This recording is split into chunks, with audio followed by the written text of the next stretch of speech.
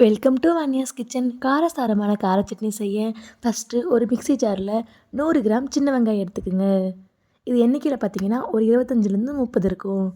அது கூடவே நல்லா பெரிய சைஸில் 2 பழுத்த தக்காளி ஆட் பண்ணிக்கோங்க. நெக்ஸ்ட்டு 10 பல் பூண்டு ஆட் பண்ணிக்கோங்க. நெக்ஸ்ட்டு காரத்துக்கு 4 காஞ்ச மிளகாய் ஆட் பண்ணிக்கோங்க. அது கூடவே கலருக்கு 3 காஷ்மீரி மிளகாய் ஆட் பண்ணிக்கோங்க.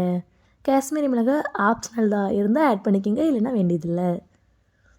நெக்ஸ்ட்டு இந்த சட்னிக்கு தேவையான அளவு உப்பு ஆட் பண்ணிக்கோங்க. கொஞ்சமாக ஆட் பண்ணிக்கோங்க, லாஸ்ட்டில் கூட ஆட் பண்ணிக்கலாம். கூடவே அரை டீஸ்பூன் நாட்டு சக்கரை இல்லைனா வெல்லம் ஆட் பண்ணிவிட்டு தண்ணி சேர்த்தாமல் நல்லா கொரகரப்பாக நல்லா பேஸ்ட்டாக அரைச்சி எடுத்துக்குங்க. இப்போ இதில் ஒரு அரை கப் தண்ணி சேர்த்து நல்லா ஃபைன் பேஸ்ட்டாக அரைச்சி எடுத்துக்குங்க. உங்களால் எவ்வளோ பேஸ்ட்டாக அரைக்க முடியுமோ அவ்வளோ பேஸ்ட்டாக அரைச்சிக்குங்க. நெக்ஸ்ட்டு ஈரம் இல்லாத ஒரு பேனில் 4 டேபிள் ஸ்பூன் ஆயில் ஆட் பண்ணிக்கோங்க. ஸ்டவ்வை லோ ஃப்ளேமில் வச்சுட்டு அரை டீஸ்பூன் கடுகு, அரை டீஸ்பூன் உளுந்தப்பருப்பு, 1/4 டீஸ்பூன் சீரகம், 10-15 கருவேப்பிலை ஆட் பண்ணிக்கோங்க. ஆட் பண்ணிவிட்டு லைட்டாக மிக்ஸ் பண்ணி விடுங்க. கடுகு நல்லா பொரிஞ்சு உளுந்தப்பருப்பு செவக்கிற வரைக்கும் வெயிட் பண்ணுங்கள்.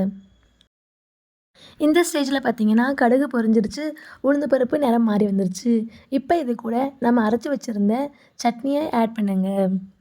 ஆட் பண்ணிவிட்டு ஒரு 2 மினிட்ஸ் மீடியம் ஃப்ளேமில் வச்சு நல்லா மிக்ஸ் பண்ணி விட்டுட்டே இருங்க.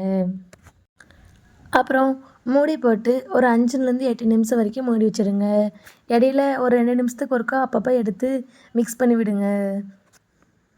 ஒரு 6 மினிட்ஸ்க்கு அப்புறம் ஓப்பன் பண்ணி பார்க்கும்போது இப்படி நல்லா எண்ணெய்லாம் பிரிஞ்சு தண்ணியெல்லாம் வற்றி ஒரு கரெக்டான கன்சிஸ்டன்சியில் அந்த சட்னி இருந்துச்சு. இப்போ ஸ்டவ்வை ஆஃப் பண்ணிவிட்டு இதை சர்வ் பண்ணிடலாம். இது வேகிற நேரம் நீங்கள் ஊற்றிருக்கிற தண்ணியோட அளவும் மீடியம் ஃப்ளேம் இல்லைனா லோ ஃப்ளேம் இதை பொறுத்து 5 நிமிஷம் டு 8 நிமிஷம் வரைக்கும் ஆகும். இந்த கன்சிஸ்டன்சியில் இட்லி, தோசை, பணியாரம், போண்டான்னு எல்லாத்துக்குமே இந்த சட்னியை வச்சு சாப்பிடுங்க, செம்மையாக இருக்கும். இதே மாதிரி செஞ்சு பார்த்துட்டு உங்களுக்கு பிடிச்சிருந்துச்சுன்னா மறக்காமல் கமெண்ட் பண்ணுங்கள். அப்படியே நம்ம சேனலை லைக் பண்ணுங்கள், ஷேர் பண்ணுங்கள், சப்ஸ்கிரைப் பண்ணுங்கள். தேங்க்யூ ஃபார் வாட்சிங்.